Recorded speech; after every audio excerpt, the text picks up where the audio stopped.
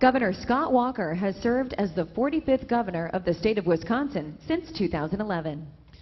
Governor, thanks for being with us. Is climate change related to human activity, and what steps, if any, should America be taking to address climate change? And I'd like you to comment to the President's proposal today, I believe, we're a little bit busy today, to cut carbon emissions 25%. Is that realistic? Well, first off, it's not the clean power plant, it's the costly power plant. It would be like a buzzsaw to the nation's economy.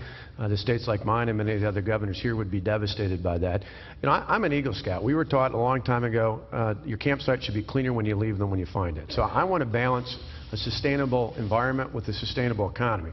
But the two have to go hand in hand. I want clean air, clean land, clean water, but I want an economy that my children and grandchildren someday can grow in as well. And so the two have to go hand in hand. This proposal today, like I said, is a buzzsaw to the nation's economy, and we need a leader in the White House who's going to actually recognize that balance. It wasn't long ago when Congress looked at cutting the budget. I think they balked, and sequestration came about. What, if you were elected president, how could you lead and work with Congress, both sides of the aisle, to really cut spending and try to be specific on some areas in that budget that you think could and need to be cut? Well, I'm all for a balanced budget. I inherited a $3.6 billion budget deficit. We fixed it. In fact, we fixed it and still reduced taxes by some $2 billion.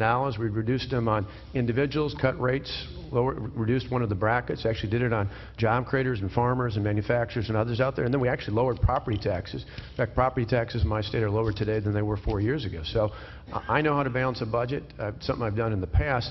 I think it's a combination of things. It can't just be through cuts and austerity. It's got to be through growth and reform.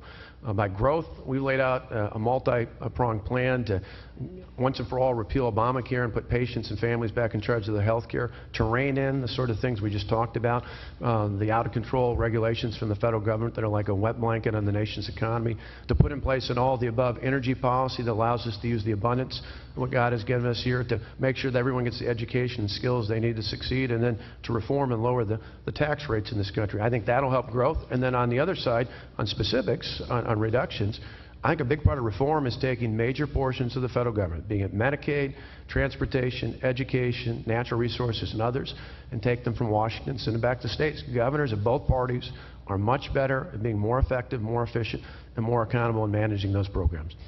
Your path in Wisconsin as governor, you've survived a recall. You've got a good story like some of these other governors on balancing the budget. I think you have a surplus. How much now? We went from $3.6 billion in all. We started with $1 billion. We used it to cut taxes by about $500,000, and we got another budget that will end up over the next 2 periods with a cash balance again. In fact, our rainy day fund's 165 times bigger than we first took office. But in the process, you've nationally been known as someone who took on the unions. Are you anti-union or anti-worker? No, I'm pro-worker and pro-taxpayer. We gave workers the freedom to choose. We made Wisconsin a right-to-work state. We gave workers the freedom to choose whether they want to be in a labor union or not.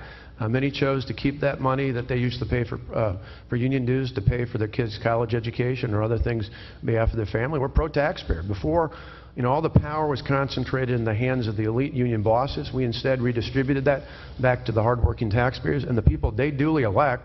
So, for example, in our schools, we no longer have seniority or tenure.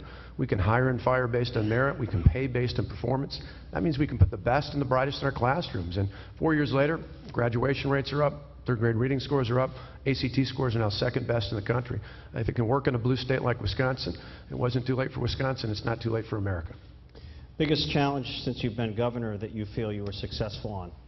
Well, without a doubt, taking on that initial challenge with the budget deficit and doing it in a way that really focused on reform and growth, not just on austerity. If I had just been about cuts across the board, I probably would have been recalled. But instead, I focused on reform and growth, and that made all the difference. Thank you, Governor. Thank you.